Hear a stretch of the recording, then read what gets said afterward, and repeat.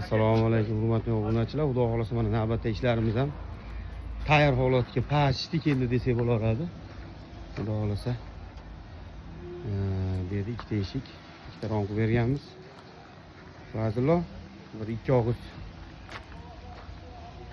munosabat bildirib beramiz. O'zimiz Bulosh tumaniga qilib berganmiz. Xudo xolasa kvadratini 1 million 100 ming so'mdan olib borib o'rnatish hamma yo'q ichida bo'lgan. Chiroyli yaxshidan mo'ylab qo'yganmiz. Endi hamma eshigi romlari achchiqlatga bo'lib, chiroyli bo'lib qo'ygan. Xudo xolasa ko'chalar bo'ladi.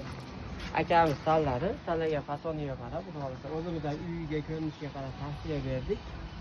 Uyiga xudo xolasa mana shu eshiklar tushadi, akfalari bo'lib, shu rangda bo'lgan. Shuni hisobiga shu rangda qilib berdik, xudo xolasa.